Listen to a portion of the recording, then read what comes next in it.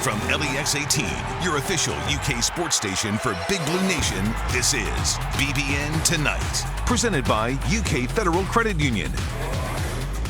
Good evening. Happy Thursday. Welcome into BBN Tonight. I'm Maggie Davis. And I'm Keith Farmer. Tonight we have special interviews with 3 UK head coaches because we got to tag along with John Calipari, Mark Stoops, and Kyra Elsie on their recent Central Bank commercial shoots. Plus, we'll continue our Title IX coverage by adding 5 more UK athletes onto the UKTop50 list. But before any of that, let's talk about the home game that got added to Kentucky basketball schedule for the upcoming season. It's a battle of the Blue Bloods, and that is tonight's Big Blue story presented by CHI, St. Joseph Health. The Jayhawks are coming to Rupp Arena. Kentucky versus Kansas is set for January 28th as part of the annual SEC Big 12 Challenge. It's the 34th all-time meeting between these two teams, the 10th meeting during the John Calipari era, and the 8th time in the last 9 seasons. So these teams know each other pretty well, I would say, by now. We'll find out game time and TV channel information later, but for now, Keith, it's a home game Big Blue Nation can get really excited about. The reigning national champs coming to town, of course, because of the way the Cats dominated the Jayhawks last year as well. Never forget this iconic Tom Leach call.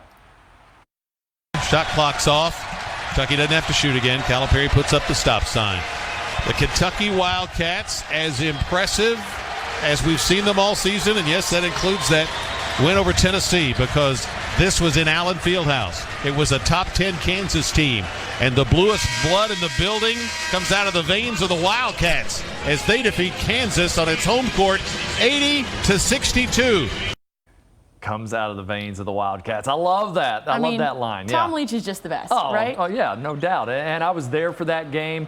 It was a beatdown. They took the crowd out of it. In fact, I had that one video that went viral on Twitter. Yes. You know, go Big Blue, going all across the arena. It was awesome. That was great. And now hopefully they can do that same thing again. Yes. But in front of the Big Blue Nation, inside Rupp Arena. Already excited for that one. And of course, we're getting closer to the anniversary of Title IX. 1 week from today, June 23rd, will mark 50 years of the landmark legislation. So tonight we're continuing to unveil the 50 greatest female athletes from the last half century of UK athletics in no particular order. Here is a look at tonight's honorees. From track and field, Sherry Hoover Bordner. From the dive team, Tina Johnson. From basketball, Adia Mathis. From volleyball, Sarah Rumley. And from golf, Nancy Scranton. Let's start with Tina Johnson, who is an 8-time All-America diver. She was the SEC's Diver of the Year 3 times in her career. Johnson was also the league's 1-meter diving champion in 1996 and the NCAA runner-up in the platform event. She excelled in the classroom as well as an academic All-American, and when Johnson finished school, she left as the program's record holder in 3 different categories. Nancy Scranton was Kentucky's first All-SEC performer in women's golf and is UK's most successful player in the LPGA rankings. As a senior, she won the Western Kentucky Invitational and the Southern Illinois Invitational and was dubbed an All-SEC performer in 1983. After she graduated in 1984, Scranton began playing on the LPGA Tour in '85, where she won 3 events, including 1 major. Plus, she won the LPGA's Heather Farr Award as the player who, quote, best exemplifies outstanding dedication and perseverance, end quote, and also the Daytona Beach Kiwanis Foundation's Humanitarian of the Year Award. Sarah Rumley helped turn Kentucky volleyball into the powerhouse program that it is today. Throughout her career, she was a 2-time APCA All-American, a 4-time All-SEC member, was the SEC Freshman of the Year in 2006 and the league's Player of the Year in 2008. By the time she finished her career in Lexington, she owned UK records in career assists and aces and was top 10 in sets played, blocks, assists, digs, and attack percentage.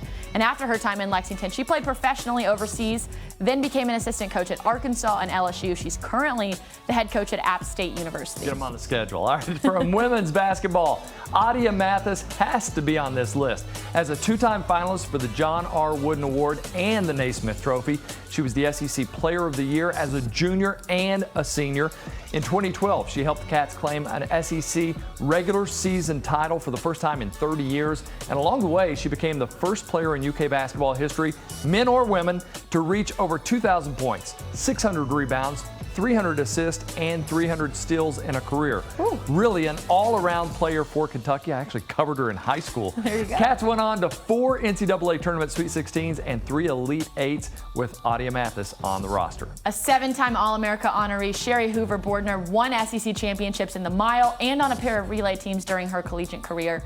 In 1988, she was a pivotal part of the only women's cross-country national championship team in Kentucky program history. She set 10 school records, including outdoor records in the 800 and 1500 and the 4x800 meter relay and the distance medley relay. She also crushed it indoors, where she set records in the 1500 and the 4x8 meter relay.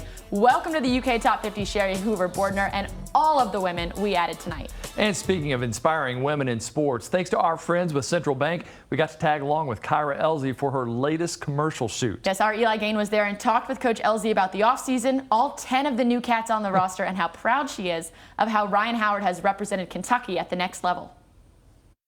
It's been a pretty busy off-season for you. I know there's really no time off after a season ends, but how's the off-season been? I know you have some new additions here. How excited are you how things have gone so far this off-season? It has been a busy off-season, but that's good. We have signed 10 new Wildcats, so we're so excited about what the future holds. 6 freshmen, you guys pray for me and the staff, and then 4 transfers who have college experience, and they're going to bring a wealth of knowledge to this program, and then 5 core players that understand the standard and expectations of this program. 10 new players coming in. That seems like an overwhelming amount of just new players sort of coming in. How do you look forward to that challenge of just getting them in here and believing in the culture that you're trying to build here at UK? I'm so excited. You know, we've been talking to them all through the recruiting process and all postseason. Like, this is the standard, this is the expectation, this is what we're looking for when you arrive on campus. They're excited. You know, in the text chain that I have with them, I was like, listen, 15 players, 5 positions, 40 minutes, 1 ball. We're going to earn it in practice. And I think, too, when you look back at when the season came to an end, obviously Ryan was leaving, then Dre enters the portal. You have players entering the portal left and right. And I think I was like, oh, my God, how's she going to fill all these pieces? How do you think you've been able to kind of complement that in dealing with some of the losses that you have, but also with some of the big additions that you've made? You know, Ryan, so proud of her. #1 draft pick. Look what she's doing in the WNBA.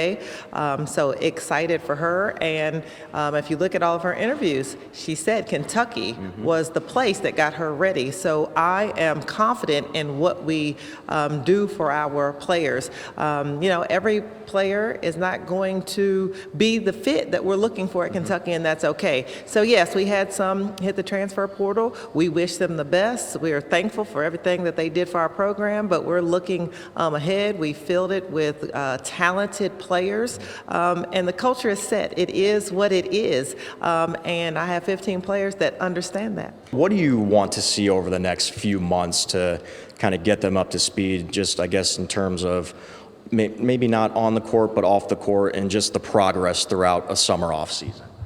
We'll do a lot of team building. Getting to know. When you add 10 new players to the roster, we have to get to know each other, what pushes each other's buttons. We might have some differences. We have a lot of similarities, but getting to know. So being intentional about spending time, team building, but the bottom line is work. Yeah. We are a blue collar, roll up your sleeve, go to work type of program, so setting the tone early. What steps, I guess, have you taken? I know you've been here for a long time, but just kind of being in that new role of head of the program and kind of seeing how things are going and the road work that you're trying to put down. I've learned a lot the last 2 years about myself, about this staff. I have an amazing staff surrounded by unbelievable people that love Kentucky. That's what makes it special. As far as me, just being consistent across the board, making sure I'm holding myself accountable along with the staff and the team, and good things will happen. Central Bank commercial stuff. Do you get nervous about? I mean, I know you're already in front of a camera now, but now you have to kind of remember what you have to read. Is that nerve-wracking? It is a little nerve-wracking, but good thing we can do the takes over and over and over, and this is actually my first time having to do it with Central Bank, so wish me luck, cross your fingers. I think I can do it, but hey, listen, if you can coach under pressure, surely I can figure out how to get through this Central Bank commercial, right? Thanks, Coach Elsie, for taking time for us. Yes, and coming up next on BBN Tonight, we also spent the day with the seasoned commercial shoot pro. It's John Calipari. We'll be right back.